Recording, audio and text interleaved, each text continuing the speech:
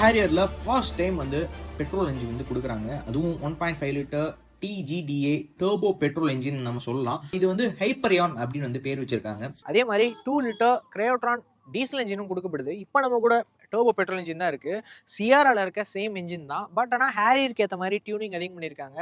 So அதனால் 170 PS பவரில் நமக்கு கிடைக்குது. சிஆரால 160 PS பவரில் தான் நமக்கு கிடைக்குது. அதே மாதிரி டார்க்குமே வந்து 255 NMலேருந்து 280 NM வந்து இன்க்ரீஸ் பண்ணியிருக்காங்க. இதனால் நல்ல ஒரு இனிஷியல் பெர்ஃபார்மன்ஸு அதே மாதிரி ஹை அண்ட் பெர்ஃபார்மன்ஸும் இருக்கும் அப்படின்னு எதிர்பார்க்கப்படுது. இதோட டாப் ஸ்பீட் பார்த்தோன்னா கிட்டத்தட்ட 216 km/h டாப் ஸ்பீடு இருக்குது அப்படின்னு சொல்கிறாங்க. நார்மலாக டாட்டா வந்து இந்த காரை வந்து நேட்ராக்ஸ் டெஸ்டிங் ட்ராக்ல வந்துட்டு ஃபியூல் எஃபிஷியன்சி வந்து டெஸ்ட் பண்ணாங்க. அதுலேயுமே பார்த்தோம்னா 26 km/லிட்டர் வந்து கொடுக்குறதா சொல்கிறாங்க. அதாவது ஹைவே ரைடிங்கில் அவ்வளோ எஃபிஷியன்சி கொடுக்குது அப்படின்னு சொல்லப்படுது. பட் ஆக்சுவல் ரியல் வேர்ல்டில் பார்த்தோம்னா 14 அந்த ரேஞ்சில் கிடைக்கும் அப்படின்னு எதிர்பார்க்கப்படுது. அதே மாதிரி இந்த என்ஜினில் வந்து ஸ்பெஷாலிட்டி நிறையா வந்து இருக்குது. ஸோ ஃபஸ்ட்டு நம்ம ஒரு என்ஜின் ரிஃபைன்மெண்ட் எப்படி இருக்குது அப்படிங்கிறத பார்ப்போம். ஸோ இப்போ நான் என்ஜினை வந்து ஸ்டார்ட் பண்ணுறேன்.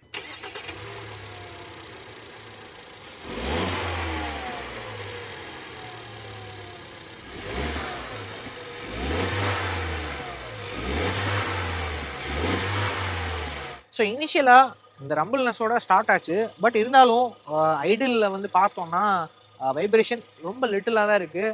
ஒன்ஸ் நம்ம ஆக்சிலேட்டர் த்ராட்டில் கொடுக்கும்போது சுத்தமாகவே வைப்ரேஷன் இல்லை. ஸோ அந்தளவுக்கு ரிஃபைன்மெண்ட் ஓரளவு நல்லாவே இருக்குது. ஆனால் இன்ஜின் சவுண்டு தான் கொஞ்சம் டீசல் என்ஜின் சவுண்டு வர்ற மாதிரி இருக்குதோ அப்படிங்கிற ஒரு சந்தேகம் இருக்குது. அதுவும் இல்லாமல் இதில் வந்து இந்த வைப்ரேஷனு இன்ஜின் நாய்ஸ் குறைக்கிறதுக்காக நிறையா சேஞ்சஸ் வந்து இதில் வந்து பண்ணதான் வந்து டாடா மோட்டார்ஸ் சொல்கிறாங்க. என்னென்ன அப்படிங்கிறத பார்க்கலாம். ஸோ இந்த ஹைப்பரியான் என்ஜின் வந்து மில்லர் சைக்கிள் பேஸ் பண்ணி ரன் ஆகுது. வித் ஹை கம்ப்ரஷனோட ரன் ஆகிறதுனால ஹீட் ப்ரொடக்ஷன் வந்து ரொம்ப கம்மியாக இருக்கும். லெஸ் ஃபியூலில் ஹை பவர் நமக்கு கிடைக்கும். அதுவும் இல்லாமல் ரொம்ப எஃபிஷியண்ட்டாக இந்த என்ஜின் வந்து ஒர்க் ஆகும்னு சொல்லப்படுது. அதே மாதிரி நமக்கு மைலேஜுமே வந்து குறைஞ்ச ஃபியூலில் நல்ல மைலேஜ் கிடைக்கிற மாதிரி டியூன் பண்ணாதான் வந்து சொல்கிறாங்க. ரெண்டாவது இது அம்சம்னா இந்த என்ஜினுக்கு அடியில் வந்து ஸ்ட்ராங்கான பேஸ் வந்து கொடுத்துருக்காங்க. அதாவது லேடர் ஃப்ரேம் இன்டெகிரேஷன் அப்படின்னு ஒரு சப்போர்ட் ஸ்ட்ரக்சர் வந்து கொடுத்துருக்காங்க.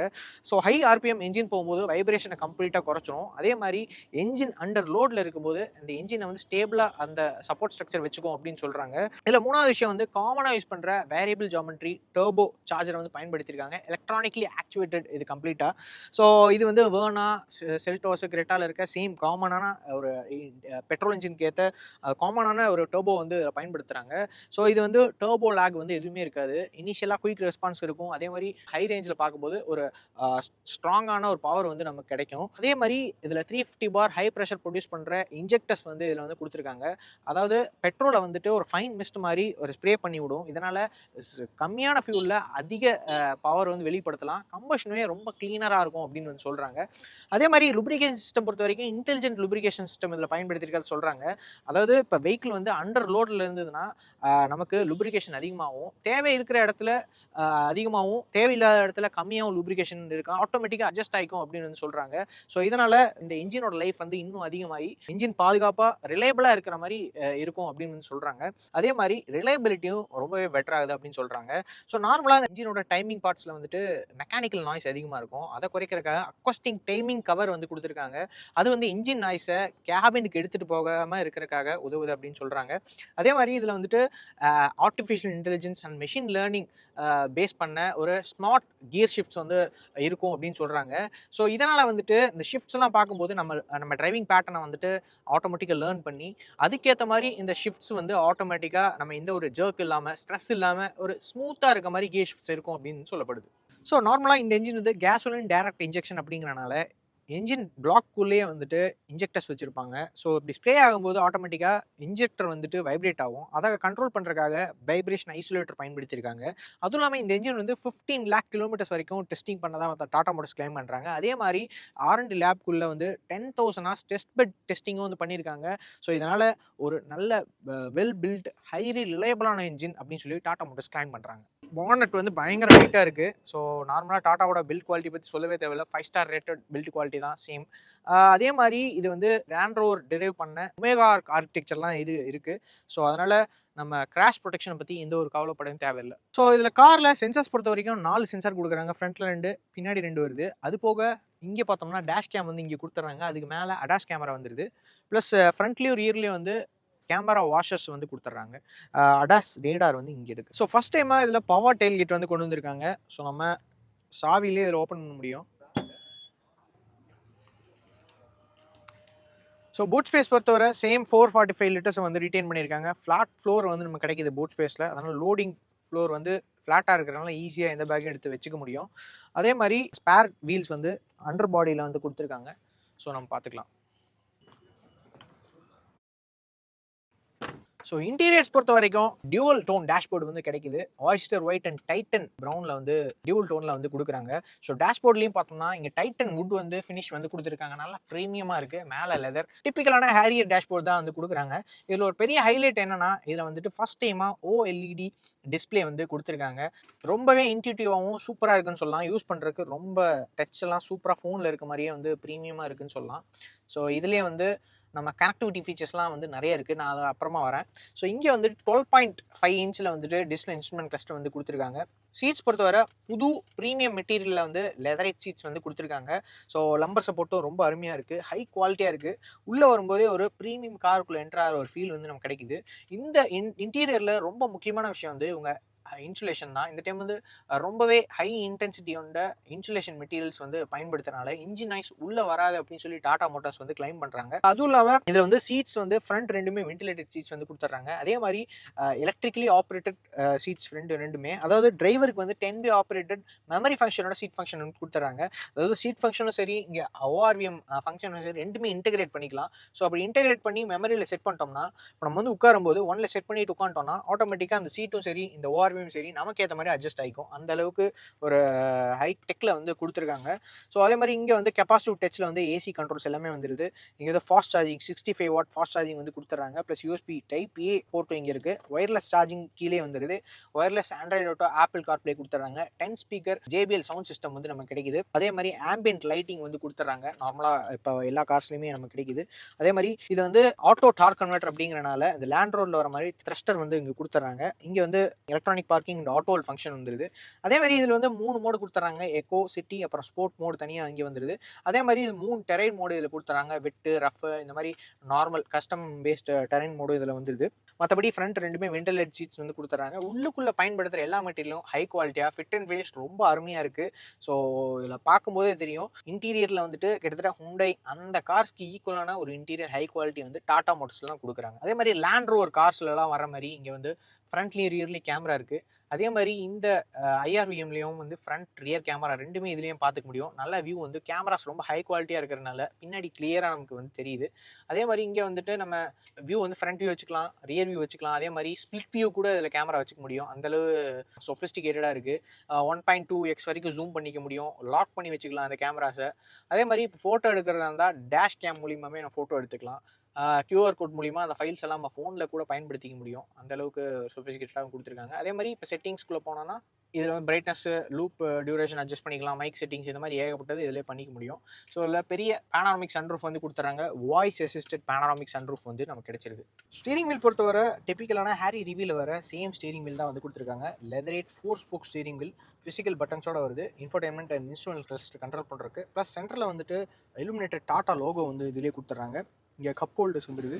கூடவே இங்கே வந்து மூவபிள் ஹேண்ட் ரெஸ்ட் வந்து ஃபஸ்ட் டைம் இதில் கொடுத்துருக்காங்க. இங்கே பார்த்தோன்னா இங்கே 12 வோல்ட் சார்ஜிங் சாக்கெட்டு, அப்புறம் USB-C டைப்பு, ஸ்டோரேஜ் ஸ்பேஸ் எக்ஸ்ட்ராவாக கொடுத்துருக்காங்க.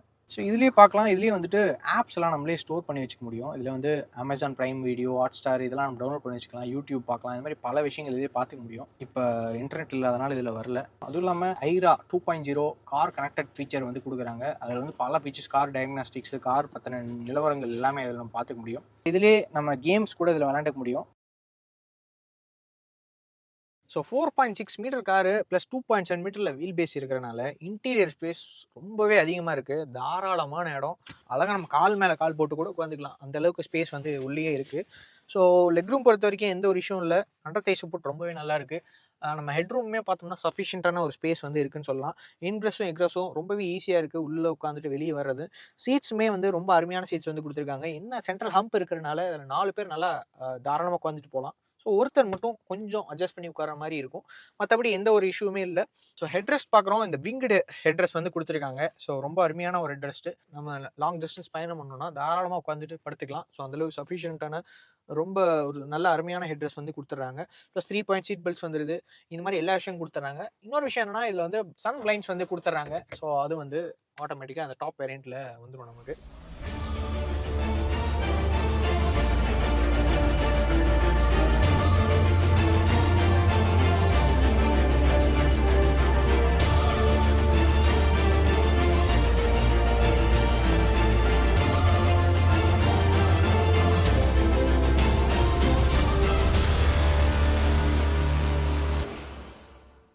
இந்த ஹைப்பரியான் எக்ஸ்பீரியன்ஸ் பொறுத்த வரைக்குமே சொல்லணும்னா இது வரைக்கும் டாட்டாவோட டர்போ பெட்ரோல் இன்ஜினில் அவ்வளவு ஒரு நல்ல ஃபீட்பேக் நிறைய பேருக்கு வந்தது இல்லை. ஆனால் கார் வந்து நெக்ஸான், பஞ்சு இந்த மாதிரி கார்லாம் அதிகம், ஆல்ட்ராஸ் இந்த மாதிரி கார்லாம் வித்துட்டு தான் இருக்கு. பட் ஆனால் அவங்க டீசல் இன்ஜினை கம்பேர் பண்ணும்போது பெட்ரோல் இன்ஜினில் வந்து அவ்வளோ பெர்ஃபார்மன்ஸும் இல்லை, நம்ம டாப் ஸ்பீடும் பெருசாக போக முடியாது, ரொம்ப அந்த அளவுக்கு சொல்கிற மாதிரி இல்லை. பட் அந்த 5 ஸ்டார் ரேட்டிங்னால நிறைய காசு வந்து வித்துட்டு இருக்காங்கன்னு சொல்லலாம். பட் இந்த இப்போ கொடுத்துருக்க ஹைப்பரியான் என்ஜின் வந்துட்டு நிஜமாவே வந்துட்டு ஒரு நல்ல ரிஃபைண்டா என்விஹெச் லெவல்ஸ்ல ரொம்ப கம்மியா ரொம்ப நல்லா ஒர்க் பண்ணியிருக்காங்க அப்படின்னு நான் சொல்லுவேன். அதுதான் வந்து என்ன ரொம்ப சர்ப்ரைஸ் பண்ண வச்சது அப்படின்னு சொல்லலாம். ஸோ என்ஜினோட எக்ஸ்பீரியன்ஸ் அண்ட் பவர் பேண்ட் பொறுத்த வரைக்கும் பார்த்தோம்னா லோ எண்ட் வந்து little bit of turbo lag கண்டிப்பாக இருக்குன்னு நான் சொல்லுவேன். ரொம்ப பஞ்சியான என்ஜின் கிடையாது. மிட் ரேஞ்சு ரொம்பவே ஸ்ட்ராங்கஸ்ட் ஜோன் அப்படி சொல்லலாம். அதாவது 2000 to 4000 ஆர்பிஎம் வரைக்கும் நல்லா ஸ்ட்ராங்கஸ்டாக இருக்கு. 1800 ஆர்பிஎம்குள்ள டர்போ லேக் நல்லாவே தெரியும்னு சொல்லலாம். டாப் அண்ட் வந்து 4500 ஆர்பிஎம் தாண்டிச்சுன்னா டாப் அண்ட் வந்து டேப்பர் ஆகுது பவர். இதனாலேயே வந்து நம்ம ஹைவேஸ்ல வந்து நிஜமாவே யூஸ்ஃபுல்லாக தான் இருக்கு பவர். ரொம்ப அந்த அளவுக்குலாம் இல்லை. டாப் ஸ்பீட்லாம் நல்லாவே போகுது. 150, 160, 170 அந்த ரேஞ்சுக்கு கூட டாப் ஸ்பீட் போகிற அளவுக்கு கேப்பபிலிட்டியோட என்ஜின் தான். ஸோ இந்த என்ஜினோட ஓவராலாக பார்த்தோம்னா ஒரு mid range focused power band வந்து கொடுத்துருக்காங்க. ஸ்மூத் சிட்டி அண்ட் ஹைவே க்ரூசிங்க்கு பெட்டராக இருக்கும். ரொம்ப அக்ரெசிவாலாம் இல்லை சொல்கிற மாதிரி. அதே மாதிரி ரொம்ப லீனியரான ஒரு பில்டப்பு, ரொம்ப சடனான டர்போ கிக் இல்லை, ரொம்ப ரிஃபைண்டாக ப்ரோக்ரெசிவாக அந்த டீசலோட அந்த இன்ஜின் நாய்ஸ் எல்லாம் இல்லாமல் என்விஎஸ்ல லெவல்ஸ்லாம் ரொம்ப கம்மியாக அருமையாக வந்து கொடுத்துருக்காங்க. ஸோ நான் ரொம்ப சர்ப்ரைஸாக இருக்கேன் நிஜமாவே. இந்த டாட்டாவோட டர்போ பெட்ரோல் இன்ஜினில் இவ்வளவு ஒர்க் பண்ணி நல்லா ரிஃபைண்டாக கொடுத்துருக்கிறது எனக்கு ரொம்ப ஆச்சரியமாக இருக்குது. ஏன்னா நெக்ஸானில் இருக்கிற டர்போ பெட்ரோல்லாம் வந்து டீசல் இன்ஜினோட சவுண்ட் அதிகம் வரும், வைப்ரேஷன் இருக்கும். 120, 130 போகும்போது அப்படியே ஸ்டேரிங்ல கிடுகிடுன்னு நடுங்கும். ஸோ அதெல்லாம் கம்பேர் பண்ணும்போது 1.5 லிட்டர் நல்லாவே கேப்பபிளா இந்த செக்மெண்ட்ல நல்லா ரிஃபைண்டான ஒரு இன்ஜினா வந்து கொடுத்துருக்காங்க. 6 speed manual and 7 speed DCT வந்து கொடுத்துருக்காங்க. இந்த இன்ஜினோட கனெக்ட் பண்ணியிருக்காங்க. ஸோ 7 ஸ்பீட் டிசிடி வந்துட்டு சிட்டிக்குள்ள ரொம்பவே ஸ்மூத்தா இருக்கு. நம்ம குயிக் ஓவர் டேக்ஸ்லாம் எடுக்கணும்னா ஸ்லைட் ஹெசிடேஷன் லைட்டாக தெரியுது. மற்றபடி பெருசாக எனக்கு தெரிஞ்சு இஷ்யூஸ்லாம் எதுவுமே இல்லை. நல்லா கம்ஃபர்ட் டிரைவிங் ஸ்டைலில் தாராளமாக யூஸ் பண்ணலாம். அந்த அளவுக்கு நல்ல கேப்பபிளான ஒரு கியர் பாக்ஸ் அப்படின்னு நம்ம சொல்ல முடியும். ஸ்டீரிங் ஃபீல் நார்மலாக அந்த டாடா கார்ஸில் எனக்கு நார்மலாகவே பிடிக்காது. என்னன்னா லோ ஸ்பீட்ஸ்லாம் வந்து சிட்டிக்குள்ளே போகும்போது கொஞ்சம் ஹார்டான இருக்க மாதிரி நான் ஃபீல் பண்ணுவேன். ஒரு ரொம்ப ஷார்ப்பாக இல்லாத மாதிரி ஒரு ஃபீலிங் வந்து கண்டிப்பாக இருக்கும். பட் ஹை ஸ்பீட்ஸ்லாம் போகும்போது நல்லாவே வந்து ஸ்டீரிங்லாம் வந்து நல்லாவே கொடுத்துருக்காங்க. ஸோ அந்த நல்லா கார் வந்து ஹை ஸ்பீட்ஸில் போனாலுமே நல்லா கண்ட்ரோல்டாக இருக்குது. இந்த கார் வந்து நியர்லி 2 டன்ஸுக்கு மேலே வெயிட் இருக்கும். பட் இருந்தாலுமே வந்து ஐஸ்பீஸில் போகும்போது நல்லா கண்ட்ரோல்டாக இருக்கிறதே என்னால் ஃபீல் பண்ண முடியுது. எந்தூசியாஸ்டிக் ஃபோக்கஸ்டாக இல்லாமல் கம்ஃபர்ட் ஓரியன்டாக கொடுத்துருக்கிறது ரொம்ப ஒரு நல்ல விஷயம்னு சொல்லுவேன். ஹேண்ட்லிங் ஸ்டெபிலிட்டி பொறுத்த வரைக்கும் land rover derived Omega R platform கொடுத்துருக்கறனால ஹை ஸ்பீட் ஸ்டெபிலிட்டி தான் இந்த காரோட ஒரு பெரிய ஸ்ட்ராங் பாயிண்ட் அப்படின்னு சொல்லுவேன். ரொம்பவே பிளான்டாக இருக்குது. ட்ரிபிள் டிஜிட் ஸ்பீட்ஸில் போகும்போது கூட பாடி ரோல் இருந்தாலுமே ரொம்ப கண்ட்ரோல்டாக வந்து கொடுத்துருக்காங்க. ஸோ அது வந்து ரொம்ப ஒரு நல்ல விஷயம் அப்படிங்கிறத சொல்லலாம். சஸ்பென்ஷன் வந்து ஸ்லைட்லி சாஃப்ட் பயஸ்ட் டியூனிங் தான் வந்து பண்ணியிருக்காங்க. ஸோ பாத் ஹோல்ஸ், பேட் ரோட்ஸ்லாம் ஈஸியாக அப்சர்வ் பண்ணிது. ரியர் சீட் கம்ஃபர்ட்னா எக்ஸலண்ட்டாக இருக்குது. அது ஒரு முக்கியமான விஷயம் ஒரு காரில் பயணிக்கணும், தூரமாக பயணிக்கணும் அப்படின்னா. பிரேக்கிங் ஃபோர்ஸ் ரொம்பவே ப்ரோக்ரெசிவாக இருக்குது. ப்ரிடிக்டபிளாக வந்து கொடுத்துருக்காங்க. Braking bite good stopping power, நல்ல கான்ஃபிடன்ஸ் வந்து கிடைக்குதுன்னு சொல்லலாம். என்ன அந்த சஸ்பென்ஷன் லிட்டில் பிட்டாக சாஃப்டாக இருக்கிறனால நமக்கு ஸ்லைட்டான ஒரு நோஸ் டைவ் மட்டும் அண்டர் ஹார்ட் பிரேக்கிங்கில் வந்து நமக்கு தெரிய வருது. என்விஹெச் வந்து பெட்ரோல் இன்ஜின் மச் குவைட்டர் தன் டீசல் அப்படின்னு சொல்லலாம். மினிமலான வைப்ரேஷன், ஸ்மூத்தான க்ரூசிங் எக்ஸ்பீரியன்ஸ் வந்து கொடுக்குது. இந்த இன்ஜினோட நெகட்டிவ்ஸ் அப்படின்னு வந்தோம்னா ஃபியூல் எஃபிஷியன்சி எவ்வளோ கொடுக்குதுங்கிறது கரெக்டாக தெரியல. பட் இருந்தாலும் கண்டிப்பாக கம்மியாக கொடுக்குதுங்கிறது க்ளீனாகவே தெரியுது. ஏன்னா சிட்டிக்குள்ளெல்லாம் ஓட்டணும்னா ஒரு 8 to 9 அந்த ரேஞ்சில் தான் கொடுக்கும்னு நினைக்கிறேன். ஸோ அது வந்து ரெகுலராக ஓட்டுறவங்க கிட்ட கேட்டால் க்ளீனாக தெரிஞ்சிடும். பட் நம்ம ஓட்டின வரைக்கும் அந்த ரேஞ்சில் தான் இருக்குது. அதே மாதிரி விசிபிலிட்டி இஷ்யூ, இந்த ஏ பில்லர் வந்து திக்காக கொடுத்துருக்கறனால டேர்ன் பண்ணும்போது லிட்டில் பிட்டாக நமக்கு கொஞ்சம் கஷ்டமாக இருக்கிற மாதிரி எனக்கு ஒரு ஃபீல் பண்ணுறேன் பார்க்குறதுக்கு. ஸோ அது இன்னும் கொஞ்சம் தின்னாக கொடுத்துருந்தா இன்னும் பெட்டராக இருக்கும் விசிபிலிட்டிக்கு. ஸோ ஃப்ரண்ட் வீல் டிரைவ்ல மட்டும் தான் இந்த கார் வருது. ஆல் வீல் டிரைவ் வந்து கொடுக்கப்படலை. அதுவும் இல்லாமல் இந்த காரோட சேஃப்டி ஃபீச்சர்ஸ் பொறுத்த வரைக்கும் 6 ஏர்பேக்ஸ் ஸ்டாண்டாக கொடுத்துறாங்க. ஏபிஎஸ், இபிடி, அப்புறம் வந்து 360 டிகிரி கேமரா இருக்குது. ஆல் வீல் டிஸ்க் வந்து கொடுத்துருக்காங்க. இந்த மாதிரி பல ஃபீச்சர்ஸ் வந்து ஆட் பண்ணியிருக்காங்க. குறிப்பாக சொல்லணும்னா அடாஸ் லெவல் 2 இதில் இருக்குது. அதுவும் இதில் முக்கியமான features front collision warning, adaptive cruiser, இந்த மாதிரி ரொம்ப பிளைண்ட் ஸ்பாட் மானிட்டரிங், இந்த மாதிரி முக்கியமான ஃபீச்சர்ஸ் எல்லாமே பேக் பண்ணியிருக்காங்க இந்த காரில். அதுவும் இல்லாமல் இந்த கலர் வந்து ரொம்பவே புதுமையான கலரு. ஸோ இந்த டைம் தான் இந்த கலரில் வந்து இந்த கார் வந்திருக்கு. அதுவும் இல்லாமல் கலர்ஸ் பொறுத்த வரைக்கும் சேம் அந்த கலர்ஸை வந்து ரீட்டைன் பண்ணியிருக்காங்க. இந்த காரோட டிரைவிங் எக்ஸ்பீரியன்ஸ் எப்படி இருந்தது இந்த வீடியோவில் நான் ஷேர் பண்ணியிருக்கேன். ஸோ நீங்கள் ஓட்டி பார்த்துட்டு எப்படின்னு கமெண்ட் பண்ணுங்கள். இதே மாதிரி நல்ல விட நெக்ஸ்ட் டைம் சந்திப்போம். Until then, bye from Kapil Murugesh.